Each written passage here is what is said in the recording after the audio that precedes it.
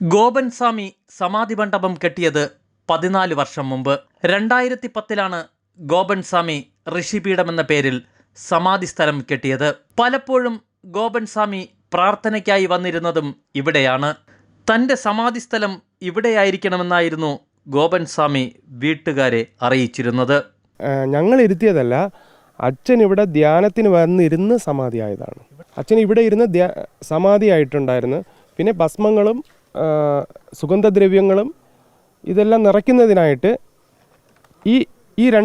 ഈ ഫ്രണ്ട് സൈഡും ഈ സൈഡുമായിട്ട് ഞങ്ങൾ കെട്ടിപ്പൊക്കിയിട്ട് ഭസ്മം സുഗന്ധദ്രവ്യങ്ങളും ഇതിനകത്ത് നിറച്ചതിന് ശേഷം കരിങ്കല്ലിലുള്ള സ്ലാബ് പുറത്ത് വയ്ക്കുകയായിരുന്നു.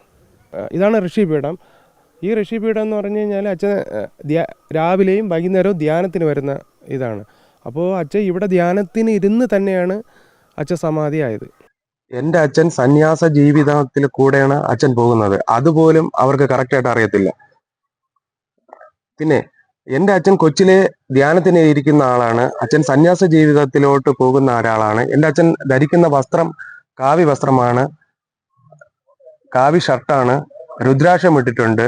അപ്പൊ ഇതൊക്കെയാണ് എൻ്റെ അച്ഛൻ്റെ വസ്ത്രവും രുദ്രാക്ഷവും ഇടുന്നത് രീതി. പിന്നെ അച്ഛന് മയിലാടിയിൽ മരുത്തമലയിൽ അവിടെ ഒരു ആശ്രമമുണ്ട്. അത് അയ്യാവൈകുണ്ഠ സ്വാമിക്ക് കൊടുത്തിട്ടുണ്ടായിരുന്നു. പിന്നെ അയ്യാവൈകുണ്ഠ ആശ്രമത്തിലെ സമാധി ആകുമ്പോൾ അച്ഛനും പോയി സമാധി ചടങ്ങുകളും കാര്യങ്ങളും അവിടെ ചെയ്യുമായിരുന്നു. അതുപോലെ മയിലാടിയിൽ നിന്ന് തിളക്കല്ലെല്ലാം അച്ഛൻ സമാധിക്ക് വേണ്ടി എല്ലാം കൊണ്ടുവന്ന് അവിടെ അതിനുവേണ്ടി അച്ഛൻ അത് കൊണ്ടുവന്ന് ഇവിടെ വച്ചിരുന്ന് എനിക്ക് സമാധിയാവാൻ സമയമാകുമ്പോൾ ഇതെല്ലാം എനിക്ക് എടുത്ത് അതിൻ്റെ രീതിയിൽ ചെയ്യാനുള്ള കർമ്മങ്ങളെല്ലാം എൻ്റെ അച്ഛൻ പറഞ്ഞു തന്നു. പക്ഷെ ആ സമാധി ആവുന്ന അതിൽ ആരും കാണാൻ പാടില്ല, ജീവൽ സമാധിയാണ്, ആരും കാണാൻ പാടില്ല എന്നുള്ള ആണ് അച്ഛൻ പറഞ്ഞത്. അത് പുത്രൻ എന്ന് പറയുന്ന ഇതിൽ ഞാൻ ആ ധർമ്മം പാലിച്ചെന്നേ ഉള്ളൂ. തൻ്റെ സമാധി സ്ഥലം ഇവിടെയായിരിക്കണമെന്നായിരുന്നു ഗോപൻ സ്വാമി വീട്ടുകാരെ അറിയിച്ചിരുന്നത്. എല്ലാം നേരത്തെ തന്നെ അദ്ദേഹം ഓർഡർ ചെയ്ത് വരുത്തിച്ചതാണ്. ഇതെങ്ങനെയാണ് സമാധി ഇരുത്തിയത് എന്ന് കൂടെ ഒന്ന് പറഞ്ഞുതരാമോ? എങ്ങനെയായിരുന്നു സമാധി ഇരുത്തിയെന്ന് പറഞ്ഞാൽ ഋഷിപീഠം, ഇതാണ് ഋഷിപീഠം. അതെന്ന് പറഞ്ഞിട്ട് ഈ ക്ഷേത്രത്തിന്റെ ചുറ്റുമതിൽ